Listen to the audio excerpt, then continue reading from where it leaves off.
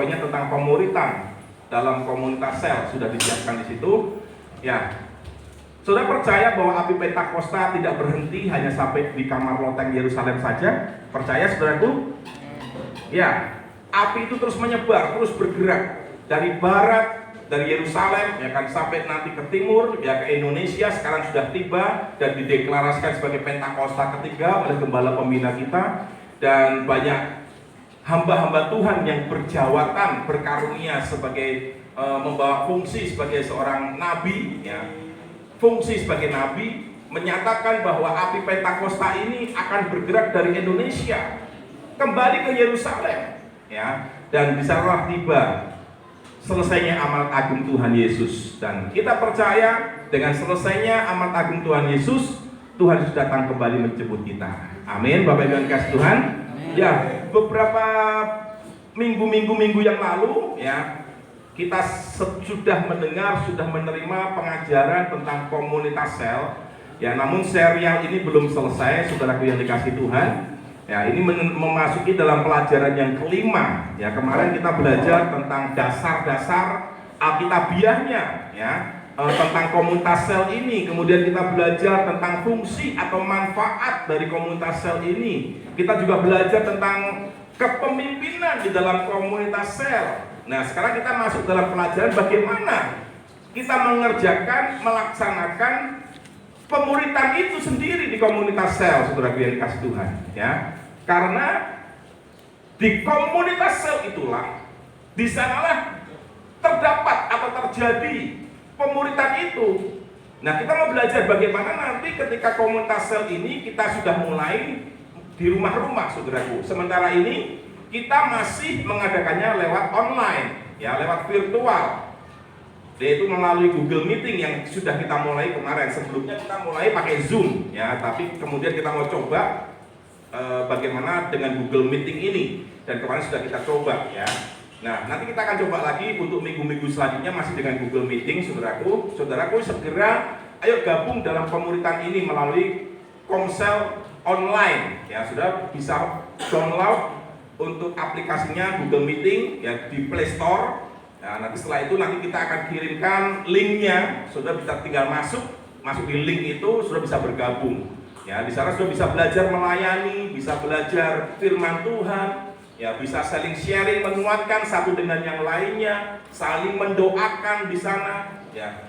Di sana sudah akan bertumbuh di komunitas itu. Nanti pada waktunya kita sudah bisa mulai tatap muka, kita akan bentuk komsel-komsel di setiap rumah. Rumah-rumah saudara yang bisa dipakai nanti akan didaftarkan, ya, oleh Ibu Asih sebagai gembala di bidang pemuritan ini, ya, akan dipetakan sekali lagi, ya, wilayah-wilayah mana jemaatnya nanti disiapa di sana, dan akan diangkat gembala-gembala komselnya, gembala-gembala kulnya. Nah, gembala-gembala inilah nanti yang akan memperhatikan domba-domba di komunitas komselnya. Ini akan menjadi sangat efektif, saudara yang dikasih Tuhan. Ya, kita akan melihat dahsyatnya luar biasa kuasa dari komsel ini, karena ini cara hidup murid mula-mula di zaman Kisah Rasul, dan itu Kisah Rasul 2, saudaraku, ya. Nah, kita lihat sama-sama pemuritan dalam komunitas sel, ya. Kita lihat tujuan utamanya, ya. Tujuan utama apa sih dari komunitas sel ini? Dengan saya ikut komunitas sel, dengan saya ikut kul, ini tujuannya mau kemana? Nah, ini penting, ya. Tujuan dari komunitas sel adalah sebagai komunitas. Katakan sama-sama komunitas.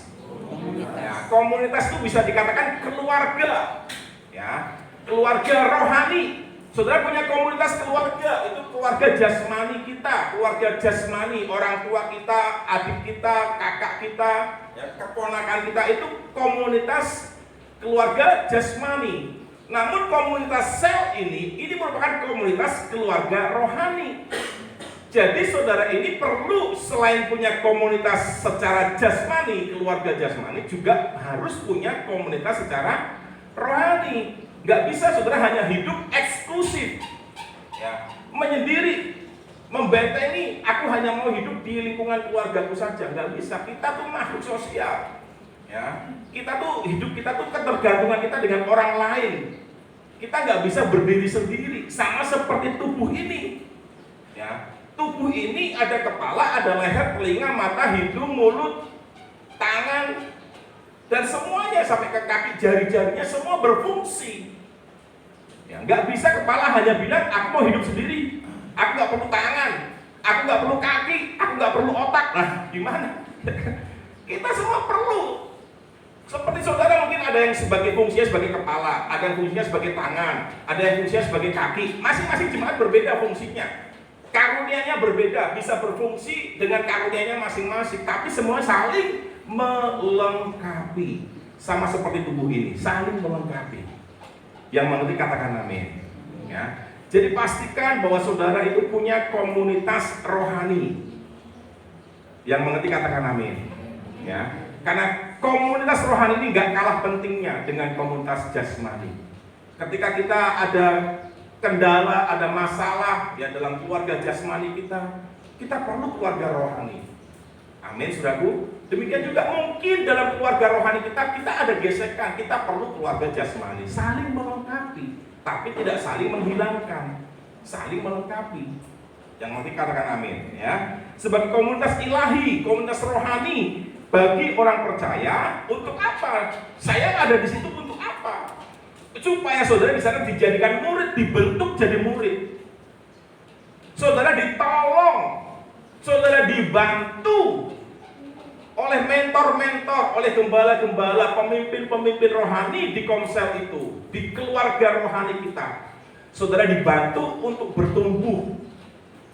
Saudara dibantu untuk bagaimana menjadi murid. Saudara dibantu untuk bagaimana saudara bisa berubah cara hidup kita. Saudara diajar melalui firman Tuhan sebagai dasar fondasi yang utamanya, sebagai patokan, sebagai pegangan, sebagai kompas, sebagai arah tujuan langkah hidup kita, saudaraku. Ya, disitulah pentingnya saudara ada terhisap di komunitas sel.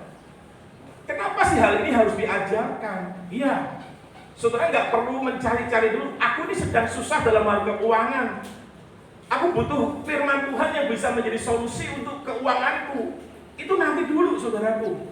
Itu Tuhan pasti akan kerjakan. Tuhan akan memperhatikan. Tuhan tahu kebutuhan saudara, baik kesehatan, keuangan, keluarga. Tuhan tahu. Tapi yang Tuhan mau ini dasar ini harus dibangun dulu. Pondasinya harus dikuatkan dulu. Kalau sudah bangun rumah kan nggak langsung bangun temboknya, apalagi bangun rangkanya nggak mungkin bisa. Dimulai dari pondasi dulu. Pondasinya harus dalam, harus kuat, harus kokoh. Baru bangun yang lainnya, temboknya, pilarnya, baru atapnya, keramiknya, isi dengan perabotan-perabotan. Itu kan tahap-tahapannya, saudaraku. Demikian juga untuk kehidupan rumah rohani kita ini. Ya, rumah rohani, bahtera rohani, katakan begitu ya. Bahtera rohani kehidupan kita ini secara pribadi maupun bahtera kehidupan keluarga kita. Kita perlu memperhatikan pondasi dulu. Ketika saudara pondasinya kuat, saudara mengerti, menyadari manfaat dari saya ini perlu komunitas, baik secara jasmani maupun rohani. Saudara terhisap di sana. Ketika sudah bertumbuh, itu semua mengikuti nanti. Rumusnya kan begini firman Tuhan, carilah dahulu kerajaan Allah dan kebenarannya. Baru nanti semuanya itu akan ditambahkan, ngikutin. Bonus-bonusnya ini ngikutin. Ketika sudah bertumbuh, bagaimana sudah bertumbuh? Gak mungkin sudah hanya di keluarga jasmani saja, gak bisa. Saudara perlu mentor, saudara perlu guru-guru, saudara perlu hamba-hamba Tuhan, saudara perlu gembala-gembala. Makanya di Alkitab dituliskan ada 5 jawatan. Ya, ada jawatan yang namanya rasul, ada jawatan yang namanya nabi, ada penginjil, ada gembala dan ada guru, ada 5. Ini saling melengkapi untuk apa? Untuk membangun tubuh Kristus. Alkitab Efesus menyatakan seperti itu. Tuhan mengaruniakan jawatan-jawatan ini, bukan jabatan, beda. Jawatan dan jabatan beda. Jawatan itu lebih kepada fungsi. Kalau jabatan ya struktural, ya. Yang penting ini jawatannya. Jawatan itu berfungsi. Kalau jabatan ya bisa berfungsi, bisa enggak, tergantung pribadi masing-masing. Bagaimana dia mengelola jabatannya itu, ya kan? Yang penting jawatan. Mereka berfungsi, ada yang berfungsi sebagai nabi, mereka mengajar, menunjukkan kesalahan. Sebagai gembala, mengayomi, membapai, menuntun, membimbing, mengajar. Sebagai penginjil, memberitakan kebenaran firman Tuhan tentang keselamatan, tentang pengorbanan Yesus, tentang pertobatan, tentang pengampunan. Sebagai rasul, dia nanam gereja-gereja, ya kan? Church planting, pertumbuhan gereja. Ya, buka tempat-tempat ibadah yang baru, tempat komunitas-komunitas yang baru dibuka. Itu rasul-rasul, semua berfungsi. Untuk apa? Penginjil, mengkhotbahkan atau menginjili orang. Orang itu bertobat. Dia nggak punya jawatan, dia nggak punya hati gembala. Bawa sebagai penginjil, bawa kepada gembala. Misalkan contohnya saya sebagai penginjil, Pak Silaban sebagai gembala misalkan. Saya datang ke satu daerah. Saya menginjili, orang bertobat, lahir baru, saya baptis. Tapi saya nggak bisa menggembalakan, saya nggak punya karunia. Saya orangnya mungkin nggak bisa, harus mengayomi, harus apa, nggak bisa. Ya sudah, di situ ada siapa? Oh, saya tahu ada teman saya, ada sahabat saya, seorang gembala. Saya bawa dia. Pak Silaban, saya punya jiwa baru. Ini sudah bertobat, sudah lahir baru, sudah saya baptis. Bahkan penuh Roh Kudus, sudah berbahasa roh. Tolong gembalakan ya Pak ya. Saya titip Pak. Ini dombanya Tuhan. Ya, bukan domba saya, bukan dombanya Pak Silaban, tapi dombanya Tuhan. Tuhan yang berhak punya domba ini. Amin, saudaraku. Kita nggak bisa klaim itu dombaku, nggak bisa, no. Ya, Alkitab jelas ngomong, ya, itu apa? Kita sebagai penilik, mereka itu domba-domba yang sudah ditebus dengan harga yang mahal, lunas dibayar oleh Tuhan Yesus. Berarti dia milik Tuhan. Amin, saudaraku. Katakan yes. Haleluya. Tolong gembalakan baik-baik ya Pak ya. Saya cari jiwa lagi. Wah, dapat lagi. Saya nggak bangun kerajaan saya, enggak. Saya nggak bikin lagi komunitas. Karena saya tahu jawatan saya penginjil. Tugas saya menginjil, membawa jiwa bertobat, bawa kepada Yesus. Cuman karena saya nggak bisa merawat, ya kan? Saya nggak bisa mengayomi, saya nggak bisa membapai. Ya saya serahkan gembalakan. Itu fungsinya, saudaraku. Kira-kira begitu. Ya, jadi sudah dibantu. Nanti di tempat Pak Silaban katakan begitu, dimuridkan, mulai bertumbuh. Orang yang baru lahir baru itu seperti bayi rohani, saudaraku. Ketika manusia jatuh dalam dosa, rohnya mati. Walaupun tubuhnya jasmaninya hidup, tapi rohnya mati. Tetapi ketika dia percaya kepada Yesus, menerima Yesus sebagai Tuhan dan Juru Selamat, disitulah titik lahir kembali kehidupan kita. Roh kita mulai hidup. Jadi kita yang tadinya sebelum percaya terima Yesus hanya hidup dengan tubuh dan jiwa. Jiwa itu pikiran, perasaan, dan kehendak. Roh kita belum hidup waktu itu, masih mati. Tapi ketika kita percaya terima Yesus sebagai Tuhan dan Juru Selamat, kita memberi diri untuk dilahirkan baru oleh Roh Kudus, dan kita memberi diri kemudian dibaptis air sebagai meterainya, ya, sebagai pengesahannya. Lahir baru disahkan melalui baptisan air. Ya, seorang yang lahir baru perlu disahkan oleh baptisan air, dikasih meterai baptisan air, ya. Baru kemudian dimuridkan, diajar. Dia bayi sekalipun mungkin umurnya sudah 40, 50, 60, tapi dia bayi rohani, saudaraku. Dia perlu pertolongan dari gembala, dia perlu pertolongan dari penginjil, dia perlu pertolongan dari para guru, dia perlu komunitas keluarga rohani. Tanpa keluarga rohani, ini jiwa hilang, saudaraku. Saya udah injili, bertobat, baptis, dia gak masuk komunitas. Bisa gak, saudaraku? Gak bisa. Dia hidup sendiri, bingung. Dia gak tahu firman, dia gak tahu harus apa. Dia gak dituntun, gak dibimbing, kayak bayi aja, baru lahir, dibiarkan. Bisa hidup gak, saudaraku? Gak bisa. Dia dimulai ini kan, udah melahirkan kan dirawat bayinya, nggak dilepaskan, ya kan? Karena dia bayi nggak bisa tumbuh sendiri, nggak bisa besar sendiri, saudaraku. Dia perlu pertolongan, dia perlu dibantu untuk bertumbuh. Karena itu orang yang sudah bertobat, sudah lahir baru, dibaptis, cari komunitas, masuk komunitas, cari, bertumbuh di situ. Mau diajar, ayo ajar aku, mentor aku, jadikan aku muridmu. Ikuti terus, tekun, setia. Sudah semakin bertumbuh. Suatu hari gantian saudara yang memuridkan orang lain. Nanti saya nginjil lagi. Ya ini ceritanya nih, orang yang tadi itu yang saya menangkan udah bertumbuh dewasa, oleh Pak Silaban udah bertumbuh dewasa. Dia udah punya komunitas sendiri. Cabangnya Pak Silaban misalkan, ya kan? Saya injili lagi. Tapi tempat penginjilan saya itu jauh dari Pak Silaban, tapi lebih dekat kepada muridnya Pak Silaban. Saya bawa ke muridnya Pak Silaban. Yang dulu pernah saya menangkan, karena dia sudah tumbuh dewasa. Gantian nih, dia yang menerima orang yang baru jemaah yang baru bertobat tadi, dia muridkan, bertumbuh lagi, terus begitu. Inilah fungsi komunitas sel, saudaraku. Amin.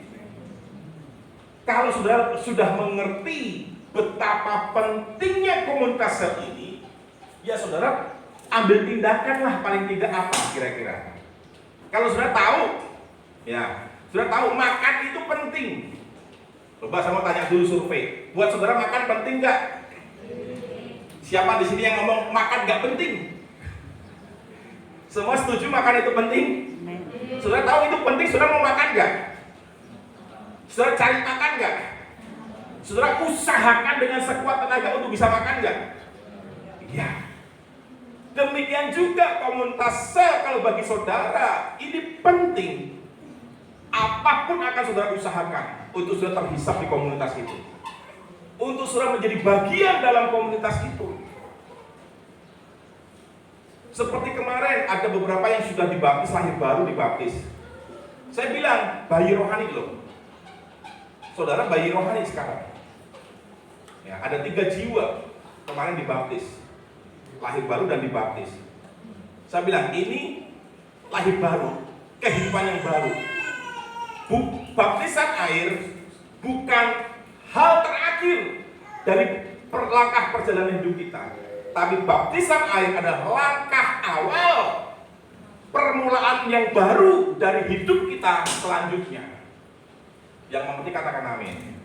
Masalahnya dalam fakta prakteknya, setelah banyak jiwa setelah lahir baru dibaptis sudah selesai, menghilang, nggak tahu kemana. Ya kan? Sedih loh saya sudah membaptis, ada beberapa orang saya baptis, saudaraku. Saya sudah bilang setiap kali pengarang itu sudah bilang ini titik awal ya dari perjalanan hidupmu ya. Ini bukan akhir loh. Dengan engkau dibaptis bukan berarti kau selesai. Tapi kau mulai perjalanan hidup yang baru ke depan. Jangan menghilang, bertumbuh. Ya, nasihat sih boleh aja bisa dikasih, tapi ya kembali kepada pribadi masing-masing, saudara. Motivasi sudah diberikan, pengertian firman Tuhan sudah diberikan, wadah sudah disiapkan. Tetapi kalau tidak ada respon, ya sudah. Ya. Sedih saya kalau ada yang sudah dibaptis kemudian nggak kelihatan lagi gitu loh. Itu sebagai bapak rohani ya, saudara pasti sedih. Itu yang saya rasakan, saudaraku. Saudara punya keluarga, punya anak, ya kan? Saudara katakan anak itu sekolah jauh misalkan di luar kota atau di luar negeri. Rasanya gimana, saudaraku? Ada rasa gimana, saudaraku? Kok nggak ada dalam keluarga? Ya kan? Ada sesuatu yang kurang gitu rasanya, ya kan? Demikian juga saya sebagai bapak rohani, sebagai gembala juga, kalau ada yang sudah dibaptis, aduh kan suka gak ngelihat ya, kok nggak ada ya? Itu tuh rasanya sedih saya, ya kan? Makanya ayo saya dorong saudaraku, setelah dibaptis jangan berhenti, lanjutkan, karena sudah baru bayi rohani. Kalau sudah nggak cari komunitas, sudah terjadi bayi yang terlantar, sudah nggak punya makanan rohani, nggak dapat makanan rohani. Sekarang saya mau tanya, bagi saudara makanan jasmani sama makanan rohani lebih penting mana? Halo? Makanan jasmani penting nggak? Penting. Tapi ingat, kita ini punya 3 tubuh, tapi satu. Kita punya tubuh daging yang bisa dicubit ini, yang kerasa sakit, dicubit, ya kan? Kita punya tubuh jiwa, yaitu kita punya bisa berpikir, bisa punya kehendak, kemauan, keinginan, kita punya. Tapi kita juga punya tubuh roh. Firman Tuhan mengatakan rohlah yang menghidupkan.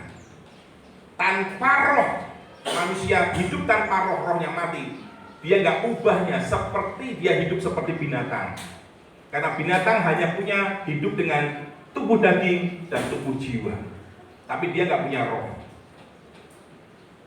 Amin, saudaraku. Makanya nggak heran orang yang rohnya mati, kelakuannya, cara hidupnya sama seperti makhluk yang tadi, yang hanya hidup dengan tubuh jasmani dan jiwa, karena rohnya nggak ada. Ayo kita semua di tempat ini, saya mengasihi saudara, saya mau bantu saudara untuk bertumbuh. Karena kalau sudah nggak bertumbuh, resiko paling ekstrim, saudara masuk neraka. Betul.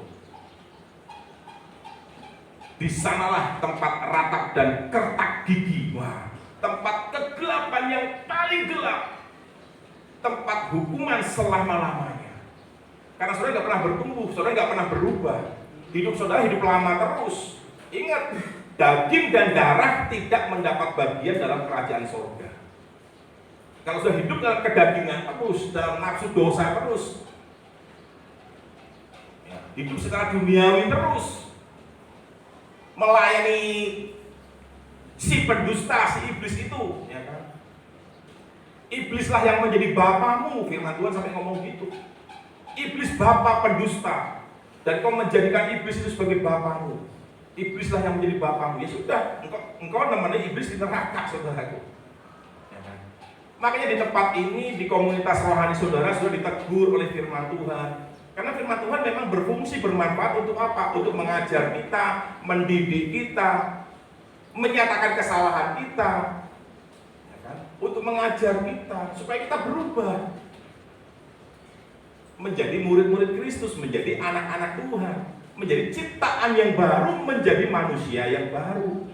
Itulah yang dikehendaki Tuhan. Bagaimana sudah bisa meraih semuanya itu? Terhisaplah di komunitas sel. Kita ada, sudah siapkan wadahnya. Gak apa-apa, kita step by step. Karena memang ini setelah masa pandemi, ya kan, kita mulai lagi riset lagi, ya kan. Belum bisa tatap muka, nggak apa-apa. Kita bisa online dulu. Pak, aduh kuotanya Pak. Ya bayar harga lah, ya kan. Sudah, kalau tatap muka kan juga isi bensin, makan di jalan, ya kan. Ini cuma sudah di rumah siapkan kuota, ya kan. Kuota nggak akan banyak, kalau kita 1 jam nggak akan banyak lah, ya kan. Apalagi sekarang banyak promo, promo kuota, ya kan. Kemarin 40 giga cuma 72.000. Wah. 40 giga, 72.000. Waduh, mirip banget saudara. Saya kemarin beli 40 giga atau 30 giga tuh, cuman 50.000 saudara. Sekarang tinggal niat kita mau atau enggak. Amin, saudaraku. Gadget punya semua kan, gadget. Apa Pak gadget? HP. HP punya kan, yang bisa support Android punya kan. Ya kecuali kalau nggak punya ya saya nggak bisa paksa lah katakan. Tapi kalau punya, ayo saya dorong, saya motivasi. Install, download. Ya Google Meeting atau Zoom. Sekarang eranya digital, saudaraku. Sudah harus ikuti, jangan sampai ketinggalan. Nggak apa-apa ikuti, tapi untuk hal yang baik. Sekarang sebanyak seminar-seminar, banyak pembekalan-pembekalan itu lewat Zoom, lewat online, saudaraku. Ya, ini beberapa minggu ini tuh banyak banget yang saya ikuti sudah lewat Zoom, ya kan? Pembinaan dari BPD, dari BPH, dari pusat rayon 2, saya harus ikutin semua. Pembekalan, pemuritan saya ikut. Ini sebelum saya ngajar ini, saya ikut dulu, saudaraku. Saya dimentor dulu, diajar dulu lewat seminar. Saya sebagai pendengar dulu dapat sertifikat, ada sertifikatnya untuk ngajar ini saudaraku. Saya punya sertifikat digital. Sekarang saya sosialisasikan kepada saudara. Ayo motivasi, semua harus bergerak di dalam pemuritan komunitas sel. Yang mengerti katakan amin. Coba diklik. Ini udah lewat satu klik. Nah, ini tujuannya ya. Komunitas sel adalah sebagai komunitas ilahi bagi orang percaya untuk dibentuk menjadi murid Kristus yang sejati.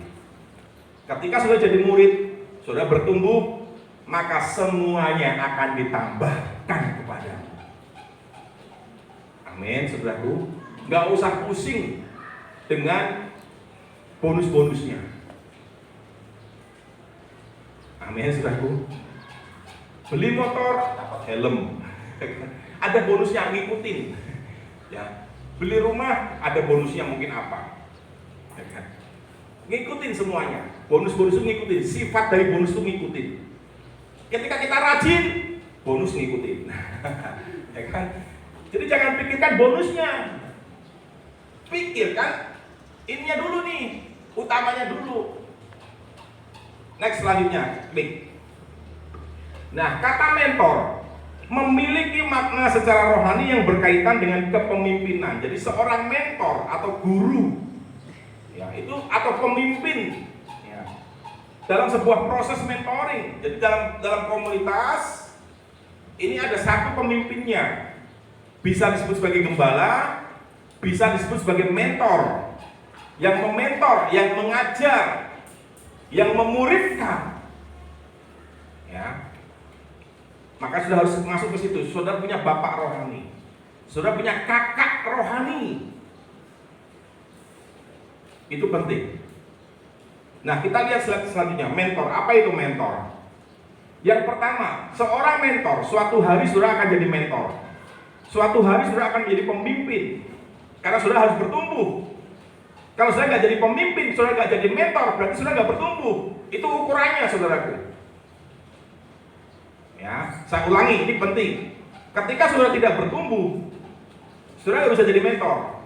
Tapi ketika sudah bertumbuh, saudara bisa jadi mentor. Karena saudara pasti akan mementor setelah sudah bertumbuh. Saudara akan mementor orang lain, akan menggembalakan orang lain. Saudara akan membimbing orang lain, saudara akan mengajar orang lain. Saudara berfungsi sebagai mentor. Nah, setiap saudara harus mempersiapkan diri sebagai mentor, baik dalam keluarga komunitas jasmani maupun dalam komunitas rohani. Memang dimulai dulu dari keluarga jasmani, di mana kita sehari-hari, tiap hari, tiap waktu kumpul di situ. Ya. Seorang kakak belajar jadi mentor buat adiknya. Seorang adik belajar untuk bagaimana mau dimentor oleh kakaknya. Seorang tua, orang tua atau ayah atau ibu juga berfungsi bukan hanya sebagai orang tua, tapi juga sebagai mentor. Mementor itu nanti kita akan lihat unsur mentor itu ada apa aja, nanti kita lihat. Orang tua juga harus mementor, bukan hanya memberi nih uang. Gak bisa, saudaraku. Anak nggak boleh tumbuh dengan dikasih uang terus. Anak yang bertumbuh karena uang dan uang, dia akan jadi materialisme. Dia akan jadi cinta uang. Dia sulit untuk mendekat kepada Tuhan karena yang dijadikan Allah adalah mamon. Semua akan diukur oleh uang. Oleh anak itu ketika dia bertumbuh, ukurannya apa? Uang dan uang. Ajarkan anak-anak kita. Kita belajar sebagai kakak punya adik, ajarkan adik kita. Kalau kamu ingin sesuatu apapun, doa, nabung, ya kan? Kerja. Walaupun mungkin kecil-kecilan, dagang online misalkan, ya kan? Belajar. Nanti uangnya kumpulin, dari uang saku kumpulin. Jangan dihabiskan buat jajan semua di sekolahan, misalkan. Sebagai seorang kakak mementor adiknya begitu. Orang tua mementor anaknya, anaknya yang ini mementor adiknya, atau keponakannya, atau siapa. Ya. Membapai jadi bapak. Ya. Kemudian edukatif, E-nya yang kedua. Edukatif itu memberikan pengajaran, ya, memberikan arahan, memberikan nasihat. Kemudian N nasihat, ya, sudah termasuk di sini. T teladan. Artinya apa? Bukan hanya teori, tapi juga praktek hidupnya. Ini menjadi teladan. Amin, saudaraku. Ya. Kita jadi contoh yang baik, bukan contoh yang jelek. Ingat, sesuatu yang jelek itu lebih mudah ditiru. Makanya kita tuh punya potensi mau kasih pengaruh jadi contoh yang baik atau contoh yang jelek. Hati-hati, saudaraku. Ya. Yang berikutnya adalah original, ya, asli, ya, nggak pura-pura, nggak dibuat-buat, asli. Relasional, punya hubungan, ya, bisa berrelationship, bisa berfellowship, bisa berkomunikasi dengan baik. Ya, inilah mentor. Seorang mentor dia bisa berkomunikasi dengan baik, menyampaikan pengajaran dengan baik, menyampaikan sesuatu hal dengan baik. Ya, ini seorang mentor. Jadi siapkan, suatu hari sudah jadi mentor. Sekarang pun sudah jadi mentor sebenarnya. Ya, yang orang tua jadi mentor buat anaknya kan, yang jadi kakak jadi mentor buat adiknya. Sebenarnya sudah sekarang jawatan mentor ini sudah ada di masing-masing kita semuanya. Nah, tinggal sudah praktekkan nih. Ayo, dimulai dari keluarga sebagai latihannya, ya, sebagai area latihan kita. Fungsikan diri kita sebagai mentor. Amin, saudaraku. Ya, next berikutnya. Mentoring sangat berkaitan erat dengan masalah kepemimpinan leadership, di mana seseorang mentor itu memiliki inisiatif. Nah, ini penting, ya. Seorang mentor memiliki inisiatif dalam memimpin orang lain, sehingga orang lain di kemudian hari menjadi maksimal. Suatu hari, misalkan kita bicara dalam konteks school atau komsel, ya. Suatu hari nanti ada di wilayah-wilayah sudah ada komunitas 1, komunitas 2, komunitas 3 dan seterusnya. Misalkan sudah ada gembalanya, sudah ada mentornya masing-masing. Nah, ini seorang mentor, nanti gembala-gembala di tiap-tiap komsel itu, ya, mulailah punya inisiatif. Saya mendorong para gembala-gembala, para mentor-mentor punya inisiatif, jangan pasif, saudara. Kreatif, inovatif. Nah, inovatif itu kita punya penemuan-penemuan baru. Wah, apa ya? Apalagi. Itu inovatif namanya. Ada sesuatu yang baru yang kita munculkan, yang menjadi berkat. Setelah ini apalagi ya? Inovatif lagi. Oh ini. Terus berkembang. Bertumbuh kitanya di situ. Ingat kesaksian dari Pak Henry Steja minggu yang lalu. Mertuanya, ya kan, ibu mertuanya, mamah mertuanya, saya kenal, saudaraku, karena saya pernah di sana. Ya. Umurnya sudah tua, sudah 80 lebih ya kemarin disaksikan kalau nggak salah tuh. Tetapi dia mau megang sebagai gembala, cool. Walaupun sudah tua, tapi dia, sebagai gembala cool, dia punya inisiatif. Kalau sebagai saudara yang masih ingat cerita kesaksian Pak Henry saja yang lalu, setiap kali mau cool, diteleponin, ditanya ada masalah apa, dia tahu gembalanya ini, mentor di komsel-komsel itu. Bila perlu dijemput, diantar. Jadi memang inilah pelayanan yang sesungguhnya, saudaraku. Ini pelayanan yang berkenan kepada Tuhan. Yuk kita semua sama-sama yuk. Masing-masing punya kekurangan, saya pun juga punya kekurangan. Tapi saya mau belajar, saudara pun juga mau belajar. Amin, saudaraku. Ya. Dimulai dari keluarga kita dulu, ya kan. Kemudian sudah mulai gabung di komunitas rohani, ikut di komsel virtual kita lewat Google Meeting atau Zoom. Ya, kemudian sambil nunggu waktu, nanti diadakan tatap muka, kita bentuk komselnya, kita habiskan gembala-gembalanya. Nanti mulai nih, makanya dipersiapkan dulu firmannya. Nanti ketika praktek, ini sudah punya nih, bekalnya sudah ada nih, tinggal dipraktekkan. Itu. Amin, saudaraku. Ya, ini step-stepnya seperti itu. Jadi sekarang saya persiapkan dulu nih materinya. Nanti begitu mulai, ini mulai diaplikasikan, yang ini diaplikasikan. Oh iya, saya sebagai gembala harus punya inisiatif. memperhatikan domba-dombaku di Komsel ini. Ini adalah domba-domba yang Tuhan percayakan kepadaku. Nah, diperhatikan. Misalkan ada hal-hal yang perlu diselesaikan yang nggak bisa diselesaikan dalam komunitasnya, bisa langsung ke sekretariat atau ke gembala-gembala bidang itu. Ya kan? Misalkan ada perlu tindakan selanjutnya yang lebih serius, ya kita sama-sama nanti akan bantu.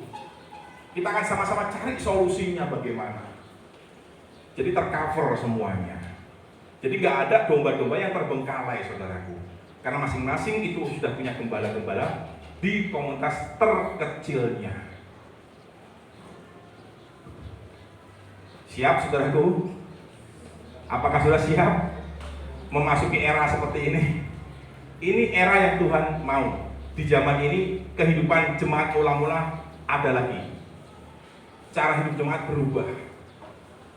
Setelah Pentakosta, mereka sehati berkumpul bertekun dalam pengajaran rasul-rasul, doa, pujian, penyembahan, menara doa, pemuritan. Nah, saya mau sampaikan, saudaraku, wadah ini akan bergerak dalam dua rel. Rel sisi pertama itu adalah doa, pujian, penyembahan, restorasi Pondok Daud, DNA kita. Tapi rel sebelah satunya adalah pemuritan. Inilah yang akan kita jalankan ke depan ini nanti. Kereta Bahtera atau kereta GBIH di Bapak ini akan berjalan di rel itu sampai kepada tujuannya untuk menyelesaikan amanat agung Tuhan Yesus. Saudara yang ada di gerbongnya, saudara sedang dipersiapkan menjadi suatu umat yang layak bagi Tuhan. Di dalam gerbong itu, apa yang saudara lakukan? Gesit ini. Nah, gerakan selalu intim dengan Tuhan. Amin, saudaraku. Gaya hidup doa, pujian, penyembahan. Gaya hidup berdoa, membaca firman, merenungkan firman, belajar firman, pemuritan. Ini gaya hidup gesit, saudaraku. Gerakan selalu intim dengan Tuhan di dalam gerbong itu. Setelah ini kita jalan sama-sama. Yuk di rel ini. Ikuti terus doa, pujian, penyembahan, menara doa. Ikuti. Ikuti pemuritan. Gak bisa satu rel, gak bisa satu rel. Kalau cuma satu rel, keretanya pasti terguling, saudara. Kita harus kuat di dua rel ini.